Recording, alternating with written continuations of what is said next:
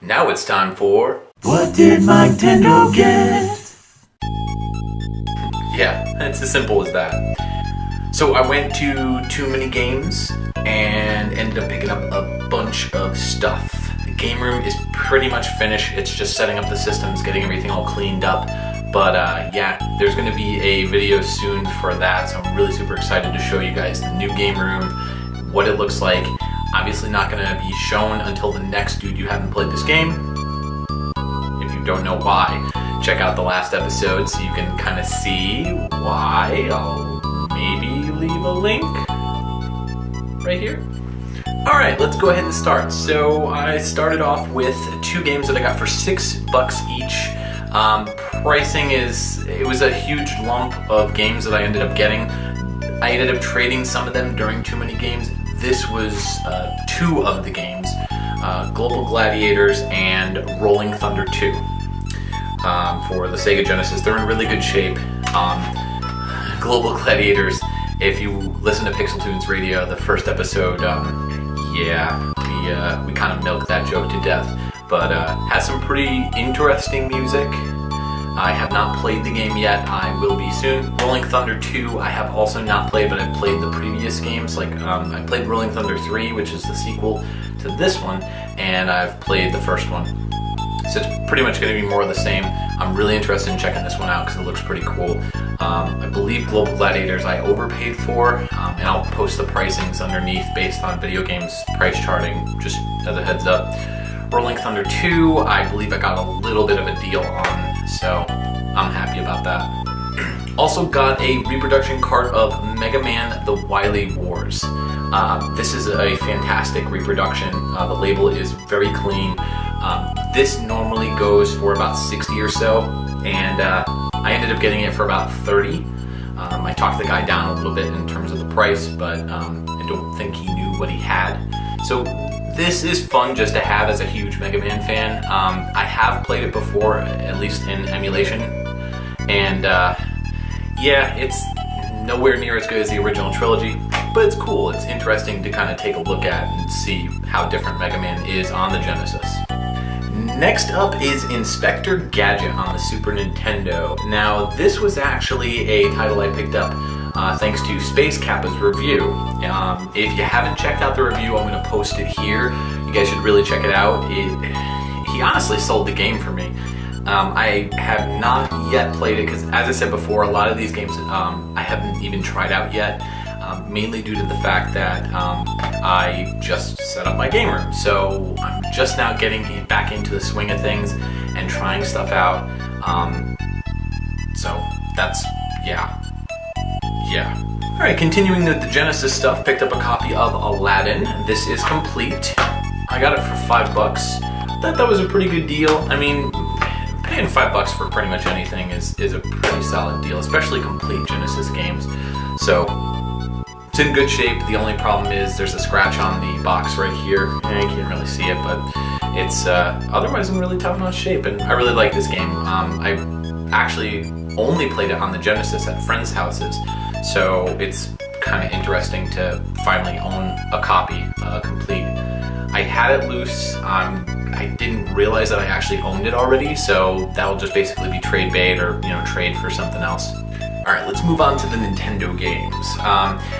My buddy Eric, who I'm going to talk about in a little bit, as far as something else that he gave me, but he has recommended this game Clax for its music alone, and I wanted to check it out. I haven't actually played it, but I've watched video on it, and it looks pretty cool, pretty average puzzler, so I'm really looking forward to checking that out. Mega Man. I picked up the first Mega Man. Now, this was actually a pickup that I did at Game Exchange. It was underpriced when you compare it with the actual game, like through the price charting website.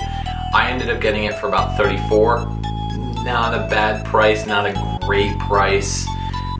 Yeah, I saw it, I went for it. I don't have any regrets. I regret nothing. Alright, next up is a complete copy of Mario 3 that I got at Too Many Games. I'm really excited about this one. This is one of my favorite games of all time, and it's one of my favorite Mario games of all time, and it's in really great shape. This box is pretty mint. It's got a crease on the side here, and right here, there's a little spot, but otherwise it's in fantastic shape. For 25 bucks, I couldn't beat that price, honestly. You know, it's really funny to me because this vendor who was at Too Many Games was selling this, and they priced it at $25, but they priced a loose copy of the same game for $20, and I'm like, sold? Alright, now this actually is a game that I remember playing during my youth. It's not my favorite game, but Iron Sword, I mean, I had to get the box for this. I got the box and the manual from Retro Games Plus, which I know I said I'd try go in order, but whatever. Orders for suckers. Sorry. This one I paid for box and manual a total of about $10. I already own the game, so pretty much, I got the game for like $4, so I pretty much paid what it's worth right now. I was just happy to own a complete copy of it, and it is one of those games that I have really fond memories of, despite the fact that it's ridiculously difficult. I've never actually beaten this game, I've gotten close, but man, it is so hard. I don't have much from my childhood as far as games go. Before I started collecting again back in about 2003 or so, and that's when I started picking things back up and getting stuff, you know, way before the big boom of game collecting came back in. So I'm an old schooler, right? But I've been looking for a complete copy of this for a long time. I've owned the game for years, and I actually had the original manual. So when I moved out of my dad's house, I moved into an apartment with a couple buddies of mine. I went through everything I owned, and I sold a good chunk of everything that I actually had. I sold all my old Nintendo Powers and a bunch of other stuff that I just didn't think I'd ever want or, you know, want to keep. So, it was really cool because I ended up finding a bunch of manuals from games that I originally owned, and I ended up keeping them. So anyways, this game, this is one of my favorite games of all time. I mean, this is top 10 right here. It was awesome because I had a piece of my childhood with this game. So, well, I'm just going to show the game. Ninja Gaiden 2. This is such a great game. I mean, this actually was the first game that I ever got with a television. So, when I was a kid, I ended up playing, you know, all sorts of various different games. But the one game I always wanted was Ninja Gaiden 2. So my parents bought me a copy of Ninja Gaiden 2, and they got me a TV for my bedroom. Little 19-inch number, not a big deal. But it was so awesome, and I cracked this game open and I started playing it, and I cut my teeth on this game. And I don't mean that in a literal sense. I mean, this game was ridiculously hard, and if you've ever played any of the earlier Ninja Gaiden games, picture doing that without a walkthrough and try to get through the game. Over the years, I've been able to get really, really far in the game, and I've gotten to the point where I can beat it now, not necessarily, like in one shot. So I can go through the entire game pretty much without losing any lives. And then when I get to the last boss, I was always dying, and it was frustrating because I had to go back to the original part of the last level and play through the whole level all over again just to get to Jacquio, or whatever you want to call him. So I bought a copy of it on the 3DS, and I ended up teaching myself through the 3DS how to beat this boss thanks to save states. And I know you're going to think, well, that's cheating or emulators or whatever, but the best part about it is I was able to finally beat the game, and it brought a lot of closure to my childhood, I guess you could say, in terms of this game and beating it. So basically the only thing I got out of Too Many Games that I really... There's two things. One, which I'll show you a picture of towards the end of this, that I got it hung up. I can't take it down right now, but you'll see it. It's cool. So this was the one thing that I was just like, oh my god, I have to have this. I already owned the game, and I had the manual from my childhood. So this guy, after explaining to him the situation, he ended up selling me the box for $8. So, you know what? Some people will bitch and they'll complain about, oh, I'm not going to pay all that money for a box. But honestly, for the pleasure that I get out of completing a copy of this since, I don't know, I was like 10 years old, it was worth the money. So I was really excited to finally complete a copy of this. Totally worth it. Couldn't care less about the price. just really glad that I got a good deal on it. But honestly, the memories of owning this game complete is really what made the trip a huge memorable experience. So really cool. Got some Game Boy games as well. Now, 2 of these are from Too Many Games, and 1 I picked up at Game Exchange. Mega Man for Game Boy. Got this for $5. Not a bad deal. I'm not really that impressed with the Mega Man games for Game Boy, but I started to collect them with this one, so why not? Next game is Turtles 3 Radical Rescue. I have not played this one, but I'm really excited to play it. I've played the others for Game Boy. This one, I think you play as Mikey, and you end up going through almost like a Castlevania Symphony of the Night sort of style game, where it's like a non-linear map, and you got to go through the game. If I recall, I could be wrong about that, but I've been wanting to check this game out for a long time, so I'm really excited to really sit down and play this one. Next game is Battletoads, and this is not a straight port of the NES game. This is actually a game that is an entirely new game, and it's not like the Ragnarok World, which is pretty much an NES port, or rather a Game Boy port of the NES game. So, haven't played this one, again, just sitting down to start playing this stuff, so I'm pretty happy that I got this for $5. Pretty much paid for what it's worth, so that's cool. I got a complete Super Game Boy in the box, and I paid about $25 for it, which is not a bad deal. And in all honesty, it's in pretty good shape. I mean, this part's a little bent here on the back. It's got a tear in the lip right there, but I'm excited to play Metroid 2 actually, and you'll see on the cover there that you're able to see Metroid 2 in color.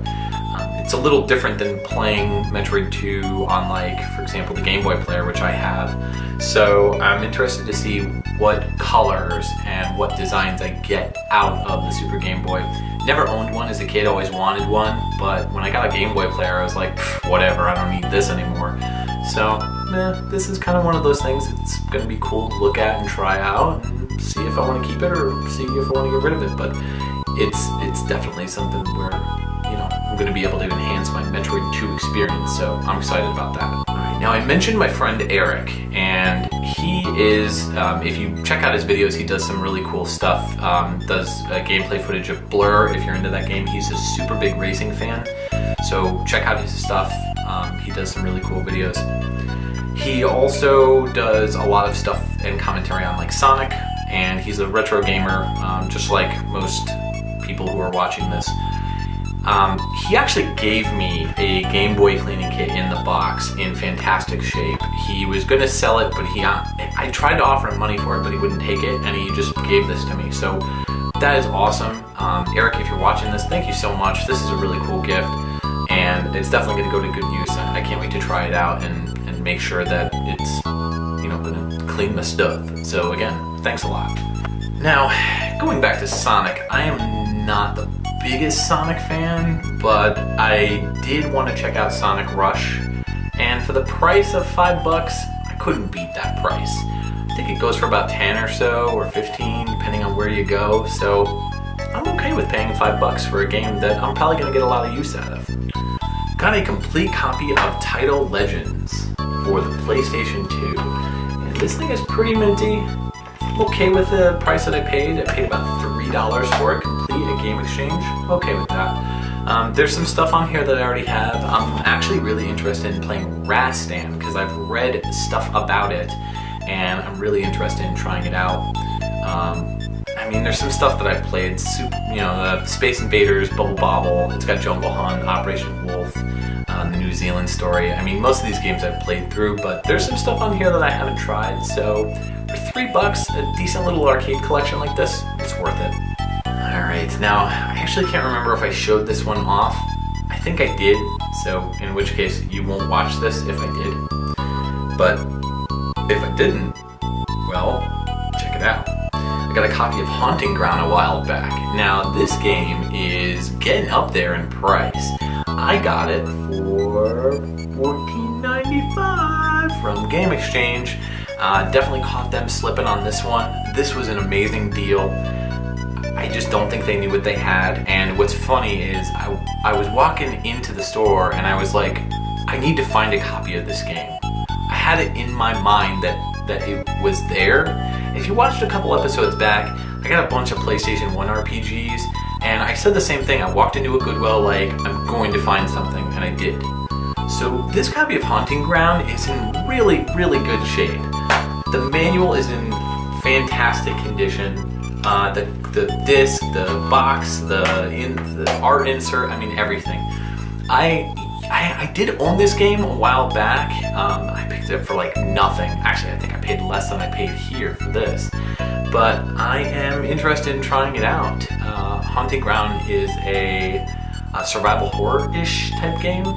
And it's pretty cool. You play as this girl Fiona, and you have a pet dog that basically attacks, and you're going through this mansion trying to escape.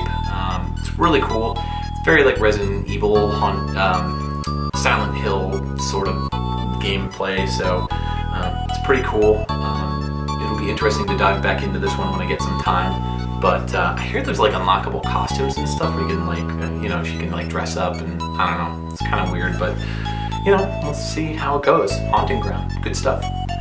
Now, I wanted to tell you about another friend of mine. His name is Paul, and he actually does retro stuff. He also does newer stuff. He does Let's Plays. He does a bunch of stuff. I'll post a link down at the bottom here in the README for his channel. Definitely go check him out. Subscribe to him. He's a great guy. He hooked me up. He's a high school buddy of mine. So we went to high school together. We've been friends for a long time. He hooked me up for a really good price, 2 reproduction carts. So the first is Clock Tower for Super Nintendo. And the other one was Mr. Gimmick on the Nintendo. Now, what's interesting about this copy of Mr. Gimmick is he is really good with computers, and I'm pretty good myself. I'm A+ certified for technology for computers for Windows. But in all honesty, I don't know the first thing about chips, and in terms of like how to mod stuff. I'm not the biggest geek when it comes to stuff like that. I think it's cool, but I'm not good at it myself. He modified this cart, and I'll actually, if you check out his channel, there is a video that you can check out where he displays what's missing.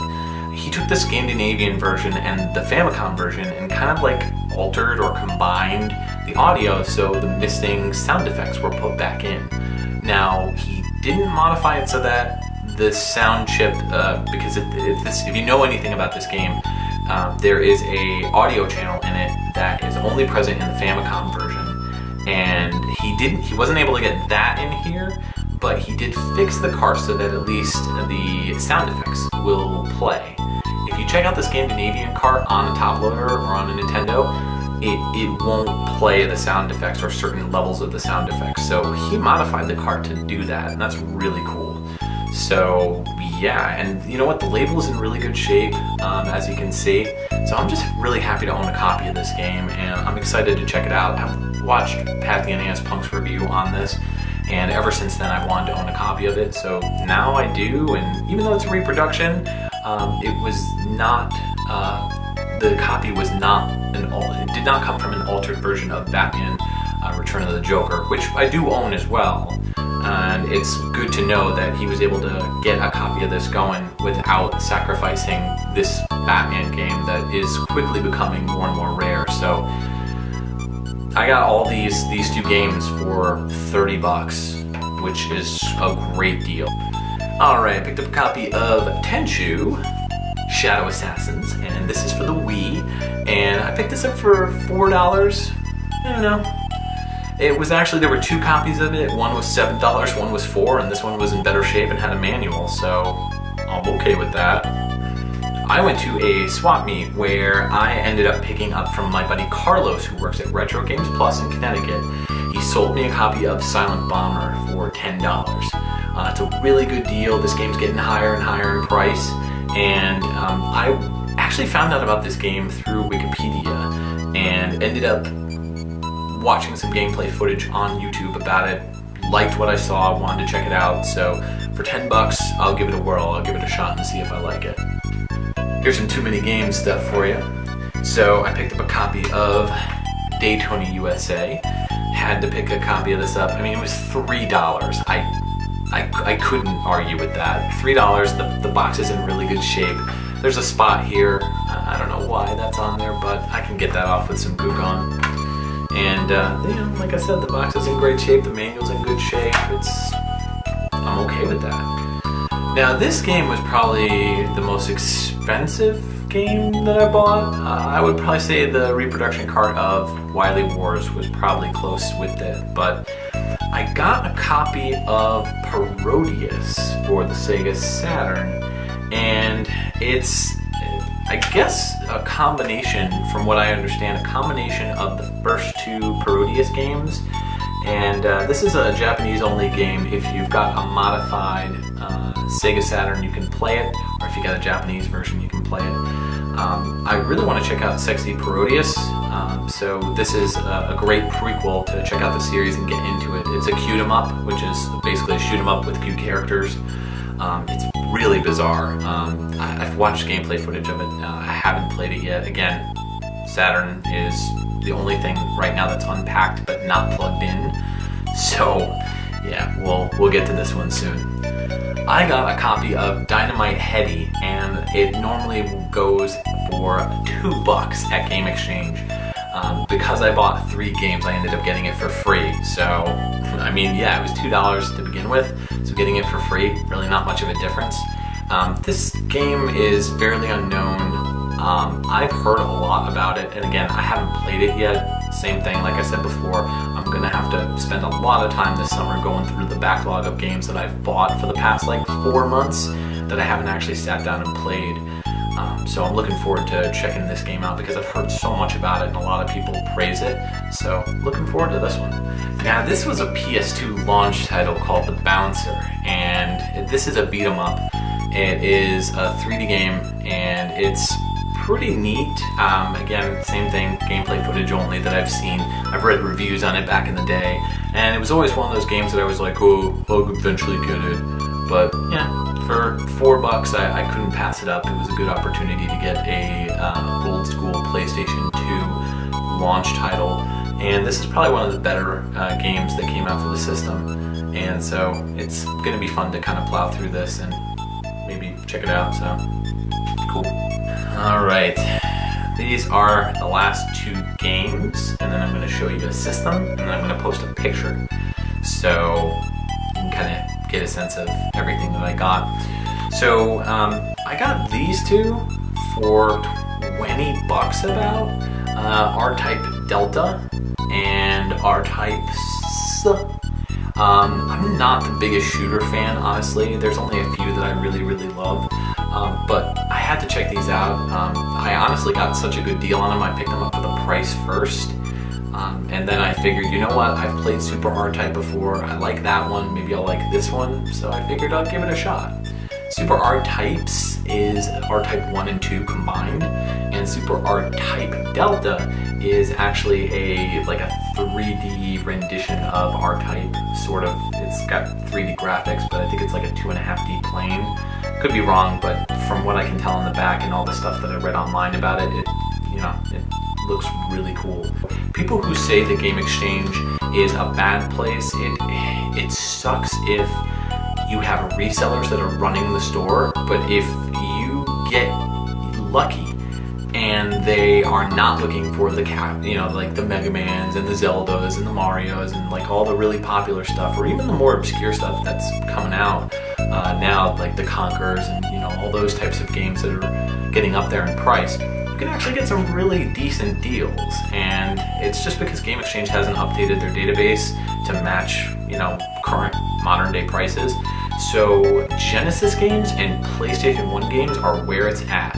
So if you're looking for good deals, if you've got a Game Exchange in your area, check them out. If they're local, really local, I have one 5 minutes down the road from me. So I'm in there every single, I would say every couple days, just checking it out to see what they have. And I've gotten some really sweet scores.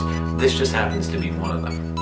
Alright, finally, I have some unfortunate news. I lost my 3DS that I've had for years and years. I was really bummed out about it. I don't know what happened. So I ended up picking up a 3DS XL. Yes, I finally got my hands on one.